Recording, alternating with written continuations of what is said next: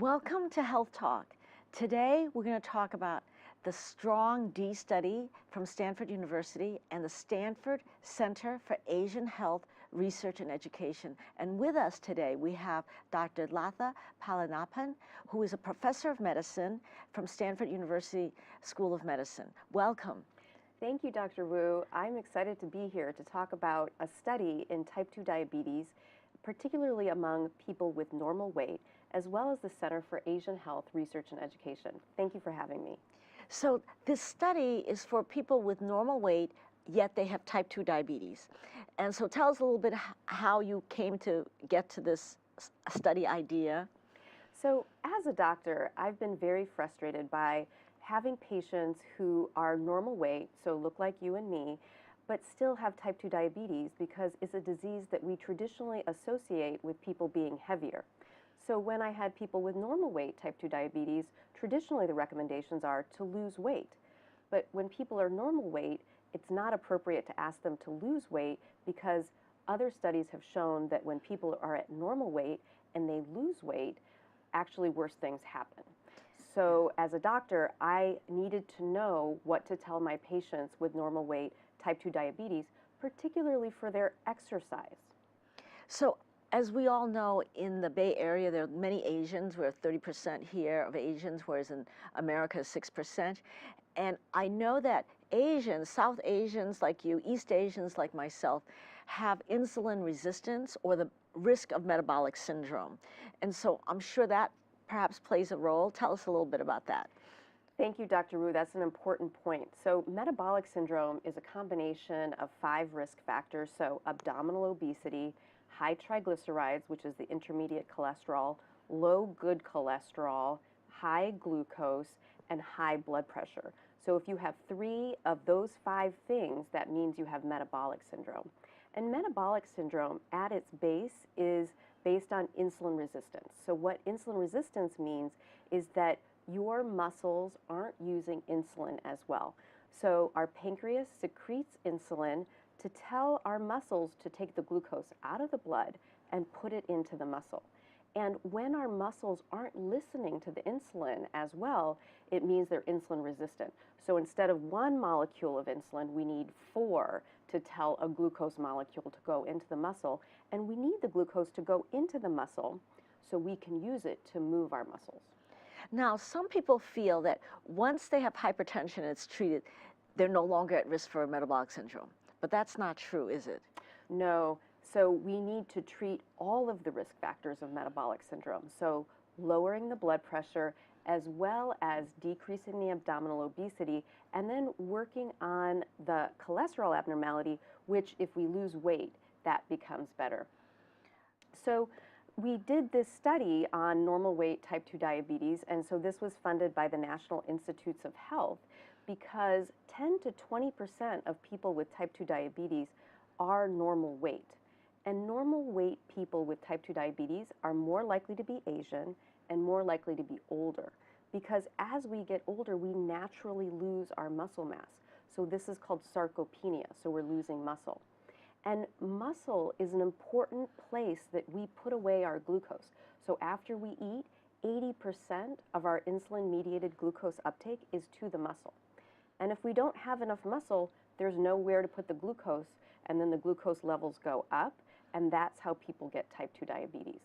So then you thought of this study, and I know that there are 3 arms to the study. So tell us a little bit how you've randomized these groups of people. Thank you, Dr. Wu. So randomizing means that we flip a 3-sided coin. And so I don't know which arm the patients will be in, but they'll be randomized to either strength training only, so that's arm 1, aerobic training only, so that's arm 2, so that's either biking or running on a treadmill, and arm 3 is a combination of both. And the reason that we have these 3 arms and we randomly assign people to the 3 arms is because we don't know what the best exercise is for type 2 diabetes.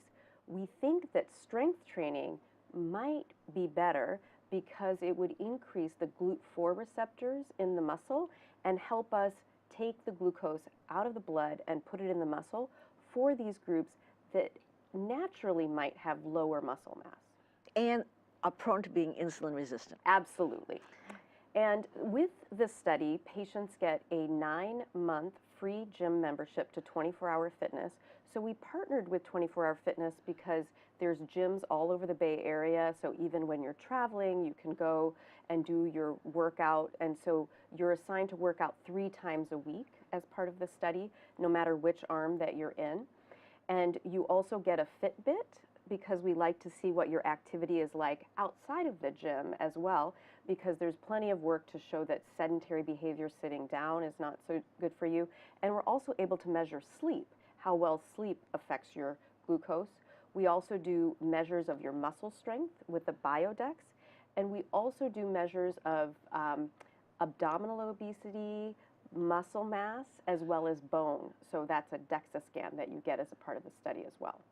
So now you're still open for enrollment recruitment, is that true? That's true. So we've recruited 200 patients so far, and we need 100 more.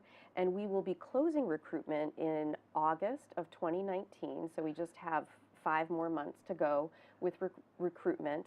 And so we hope that some of your viewers might be interested in participating if they know anyone with normal weight, type 2 diabetes, and not on insulin, because we want to get people in this exercise program before they move on to insulin, because we think it might actually prevent them from getting on insulin. So you have a flyer, and it's a 650 number. Exactly. So the number is 650-736-2743. That's 650-736-2743. Or you can email diabeticstudy@stanford.edu. And we would be delighted to see you. You also get hemoglobin A1C checks 3 times during the course of the study, as well as measurements of your body parameters, such as your waist circumference, percent body fat, how strong your bones are, and how much muscle you have. Also, you can contact both of us at the end of the show. You'll see the credits, and you can reach us, and we can still direct you to the study. Wonderful. So one of the important things about this study, as you mentioned, Dr. Wu, is that we have a very large Asian population in the Bay Area. So the Bay Area is 30% Asian, the U.S. is 6% Asian, and California is 14% Asian. So the 6 major Asian subgroups in the U.S. are Asian Indian, Chinese, Korean, Vietnamese, Japanese, and Filipino. So these 6 Asian subgroups make up 90% of the Asians in the U.S. And it's very important to disaggregate these subgroups, because when we take some groups with higher risk of heart disease, for instance, such as Asian Indians, and other groups with lower risk of heart disease, for instance, Chinese, and we average them, it looks like there's no increased risk in Asians. Conversely, some groups have higher risk of cancer, like Koreans, and other groups have lower risk of cancer, like Asian Indians. And if you average them, it looks like there's no difference. So it's been very important to disaggregate this data so we have more accurate information on these Asian subgroups. So, and the work that we do here in the Bay Area is going to be important, because Asians make up half of the world's population. So the work that we are able to do here in the Bay Area can be translated to half of the world. And in addition, looking at these disparate figures helps us identify the unconscious health disparities within the system, because for years nobody thought of separating the statistics, and everyone was lumped, and they thought all Asians had no risk of cancer, or all Asians had no risk of stroke, etc. And they also thought that perhaps the WHO standards applied to thinner Asians, which is not true. Absolutely. Thank you for bringing up that point, Dr. Wu. And that's what has been frustrating to me as a physician in this area, that 1 out of 3 patients that walks through my door, I don't have any data on. So only 6% of the people in clinical trials are Asian, and only 6% of the genomic data that we have available is on Asian participants. So when I try to look up evidence in my Asian patients to prescribe the right drug, for instance, there's no information on pharmacogenetics. So that's what I do for my clinical practice, pharmacogenetics. And there are some important pharmacogenetic differences in Asian subgroups. For instance, with a common medicine that we give after heart attacks, clopidogrel, there are differences in that some Asian subgroups, so Chinese, Korean, and Japanese, have more bleeding risk. So this is because of the CYP2C19 polymorphism, and other groups have more clotting risk, like Asian Indians. So it's important to know more information on the Asian subgroups that we're treating so that we can provide more precise health care. Now, as an ophthalmologist, this is important also. If they have more clotting, they have more risk of emboli in the eye and loss of vision. Absolutely. Or if they have more bleeding, they could just have tiny episodes of loss of vision. So it's also interesting, the American Heart Association is trying to put forth these guidelines to have more subgroups available for their studies, but it is sort of hard to get that message out. And then you all created the Stanford Center for Asian Health Research Education. Tell us about how that came to be. Absolutely. So the Stanford Center for Asian Health Research and Education was started in October of 2018, so just a few months ago, and we brought together over 100 faculty from all over Stanford that were doing parts of their research in Asian health, but we really wanted to coalesce all of these researchers so we could move forward the research in Asian health so that we could educate doctors and patients about the unique health risks in Asians. That was a very exciting day, the first opening day. I learned a lot about how there are cancer differences among the Koreans and the Japanese versus Chinese versus South Asians. Mm-hmm. And I think this highlights all the important information once you disaggregate the data. And previously, it was just all lumped under health disparities, and most of the studies were looking at African Americans and Hispanics, yet the Asians were overlooked, despite the fact that their liver enzymes are slightly different. We metabolize anesthesia, anesthetic agents differently, and stuff like that. Absolutely. Thank you for bringing that up, Dr. Wu. We had some great talks on aldehyde dehydrogenase, for instance. So there are enzymatic differences that may predispose some Asian groups to very severe complications with anesthesia. And so we have been able to award some seed grants through the partnership with our donors and our executive advisory board. We awarded some seed grants, and one of them is to study this exactly. Also, we found out that gastric cancer, stomach cancer, is much more common among Korean Americans, so 20 times more common. So what we would like to do is customize guidelines for Asian populations such that in addition to a colonoscopy, for instance, which people get after 50 to look for colon cancer, that there's also upper GI screening, so endoscopy to look for stomach cancer because it is so much more common in these groups. And what we know now is that we cannot use a one-size-fits-all approach for prevention. We need to use the big data that we have in order to do better for our patients so we can provide more personalized, precise care. Also, highlighting this is good because previously insurance companies won't pay for an upper endoscopy series just because you're Korean American, because it was not well known till recently that there is a higher risk of gastric cancer in Korean Americans. So it's very interesting in terms of public health, public policy. Absolutely, and that's one of the things that we're going to work towards in November of 2019. We're going to have a follow-up conference at Stanford where we look at gastric cancer as sort of the centerpiece, as well as other Asian health issues. So an Asian health symposium to discuss how we can do the research to move the evidence-based forward to change the guidelines. And then change outcomes. And change outcomes, ultimately.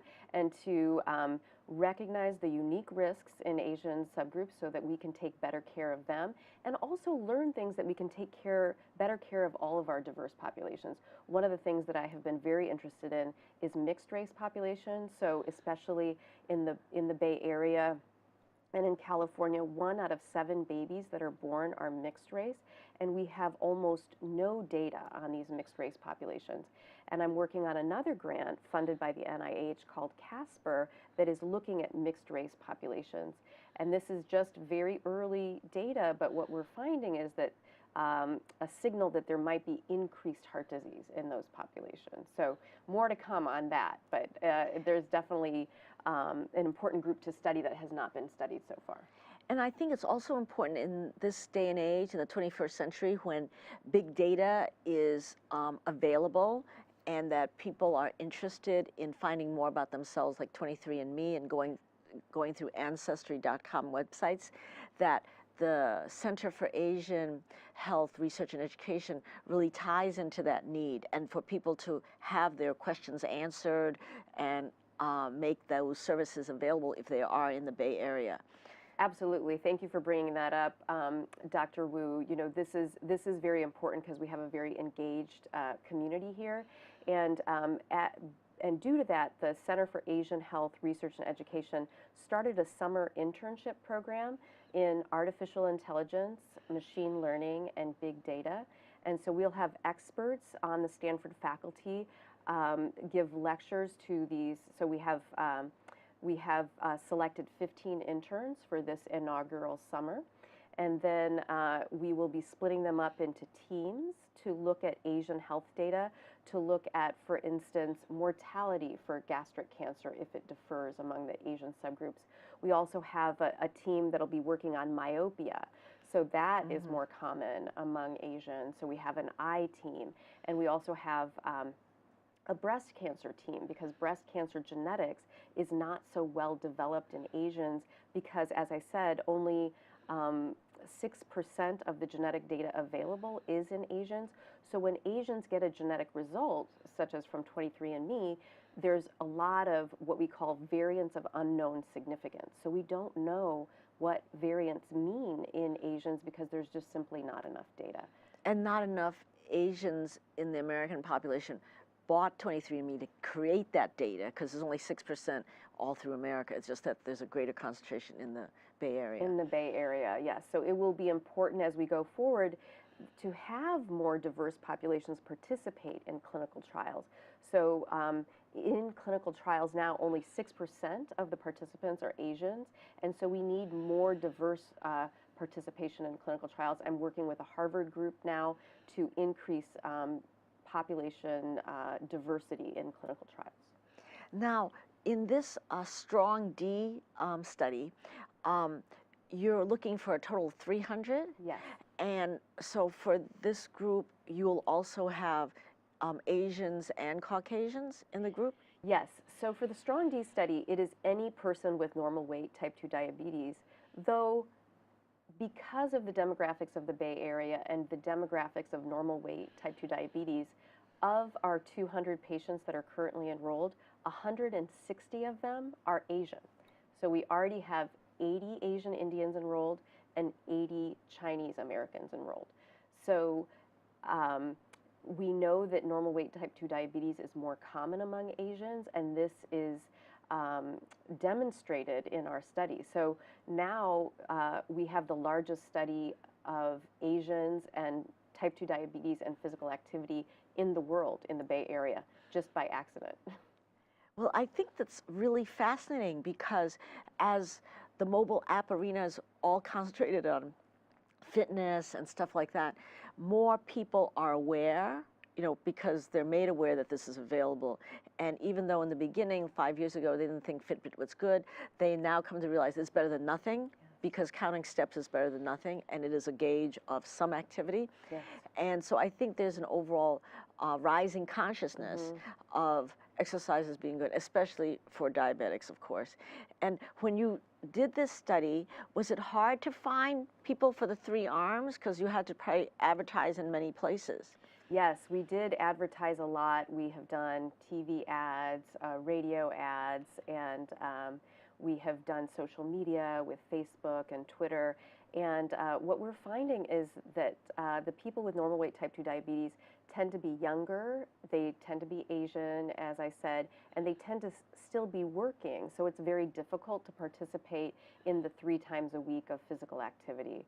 So I encourage the viewers, if you know anyone with normal weight type 2 diabetes, to please email us at diabeticsstudy@stanford.edu. We still have room for 100 more participants, and I'm very excited to share the results of this study with the National Institutes of Health and the nation, because this study is funded by our taxpayer dollars, and we would love to see it successful in the Bay Area. Also, you get the 9-month membership. Yes. And you get a free trainer. Yes, so you meet with the trainer periodically through the study to make sure that your form is correct in lifting weights, and also to advance you. So you go from starting with 2-pound weights, for instance, to 3 pounds and 5 pounds, and we really want you to build up the muscle so we can get more GLUT4 receptors and the glucose out of the blood and into the muscle. And the Fitbit bits the participants are really liking, because it also tells them about their sleep, and you get access to all of your own Fitbit data, and the Fitbit is a gift to you for participation in the study, as well as the 9-month gym membership, as well as the glucose measurement. So you really get a lot out of the study as well. So now, when you first got the patients or people to enroll, where do they mostly come from?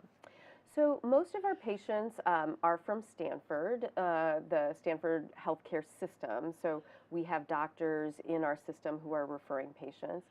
And then through our advertisement, we also have patients from Kaiser, as well as Palo Alto Medical Foundation, et cetera. So about 1/3 of our patients are from Kaiser, 1/3 from Palo Alto Medical Foundation. But you don't need to be part of any healthcare system. You are free to join the study wherever you receive your care. Now, so far, how long will this last? 1 year? So after you're randomized, you do 9 months of exercise. And the reason that we chose 9 months as a time frame is that that is the minimum amount of time that it takes to do exercise to show an effect on hemoglobin A1C, which is a marker of glucose over 3 months, to lower. So hemoglobin A1C lowering takes 9 months of exercise, so that's why the study intervention period is 9 months. So in the enrolled group of patients, do you have all ages? What's the range? So the age range is anywhere from 18 to 80, so it's quite a large age range. So any age can participate. Our average age is about 56. So we've analyzed the first 200 patients, and it's about. And no pregnant women? No pregnant women, because we want to make sure that, obviously pregnancies stay healthy, and there's other considerations with type 2 diabetes in pregnancy. Have you also engaged the endocrinologists and the diabetologists in the area? Are they excited and Absolutely. helpful? So we have an endocrinologist on our study advisory board, and endocrinologists refer to us regularly, so they are very excited, because we're all looking for ways in the U.S. Diabetes is now 13% of the U.S. population. So we have, and then also 1 out of 3 people who has diabetes is not diagnosed. So there's a lot of underdiagnosis of type 2 diabetes. And we all, as physicians, are looking for ways that we can, with lifestyle, lower glucose instead of using medications, or in addition to using medications, so we can use a lower amount of medications. And exercise is a very important part of type 2 diabetes management. So we recommend 150 minutes a week of physical activity to lower glucose, and strength training is also recommended. What we're studying is if strength training might be slightly better for normal weight type 2 diabetes, because all of the studies of exercise in type 2 diabetes that has been done so far have been in people who are heavier, and we haven't studied people who are normal weight, so BMI less than 25. So in this group that you're studying, they have to visit you 3 times a week, or just go to the fitness center 3 times a They week? just have to go to 24-hour fitness 3 times a week. And if for some reason they're traveling and can't get to a 24-hour fitness, they can work out, as I often do, in my hotel room when I'm traveling, and then you can note it down that you've done that exercise. And we give them resistance bands, so you don't have to lift a weight. You can use different strengths of bands to get resistance training, and then obviously you can use your own body weight, so doing push-ups. It doesn't have to be on the ground. You can do them off the wall, or I often do them, off of a chair or a bed, just to make it a little bit easier, because as I'm getting older, I'm finding it's harder to exercise. Now, when do they check in with the doctors? So they check in with the study team every 3 months. So over the course of the study, they'll check in every 3 months, and then we also have once a month an education night for type 2 diabetes. So people come, and anyone is welcome. It's on the 3rd Thursday, and if you email diabeticsstudy@stanford.edu, we can give you the information on the type 2 diabetes night. So we have monthly lectures on nutrition, on eye disease, on kidney disease, on peripheral neuropathy and preventing foot ulcers. So we have lectures to educate people with type 2 diabetes on how to better take care of their disease. So if you're interested in that, please email diabeticsstudy@stanford.edu. Now, can people go to these lectures without being in the study? Yes. So Yes. it's open to everybody? Open to everyone. So please, we definitely want to educate the community because, as I said, 1 out of 8 people in the U.S. has type 2 diabetes, and we want to do everything we can to lower glucose to prevent complications of diabetes, so to prevent the eye complications, to prevent the kidney complications, to prevent the foot complications, to prevent heart attacks. We want to lower the glucose. And in people who are at risk of getting type 2 diabetes, we want to make sure that they don't progress to type 2 diabetes. And we know these interventions like healthy eating and exercise prevents type 2 diabetes in people who are at risk, who have prediabetes, and also in people who already have type 2 diabetes can lower their glucose and lower the complications. Now, in this study group, you'll also get a DEXA scan. So you will get, as a byproduct, information about osteoporosis, osteopenia, the risk factors of that. Absolutely. So we do DEXA scans. We are able to tell you about your bone health. And I will say, out of our first 200 participants, 99% of them had absolutely normal bone health. But we were able to identify one person who needed treatment for osteoporosis. So we're very excited and privileged as part of the study to also participate in our participants' health care to make sure that they receive the best care possible. And also, as a part of the study, you get a stress test that is read by a cardiologist, and we have identified people who have needed to go on to see their cardiologist and even get interventions like stents. So yes. And also, the type 2 diabetics, they have painless heart attacks. Yes. They don't get typical chest pain. They don't get typical chest pain. So typically when people hear about heart attack symptoms, they think, oh, it's an elephant sitting on your chest. But people with type 2 diabetes often have silent symptoms. Sometimes they don't have any symptoms at all and they're having a heart attack. So it's very important for us to screen for heart disease in our participants with type 2 diabetes, and often they have non-specific symptoms. They might have a backache or a stomach ache or neck pain or arm pain. So if you have symptoms with type 2 diabetes, please go in and get checked. Call 911 if you have any doubt at all, because people with type 2 diabetes are at very high risk of heart disease. Well, we're coming to the close of our program. We're so happy you came. And for our home audience, the take-home message is, if you know anybody with type 2 diabetes, adult onset, who are normal weight, and who might want a free gym membership, and to help us all learn about how we can help each other with diabetes, because families are involved also, because we have to take care of our loved ones with diabetes. call the 650 number. 650-736-2743. And there's the website. There's a website, diabeticstudy@stanford.edu is the email. And if you put into Google Strong D and Stanford and diabetes, you'll find the website. It's under the Discover Lab, but it's easier to use Google search terms these days than a URL. So in Google, put in Strong D, Stanford, and diabetes, and you'll find our website and find out more about the study.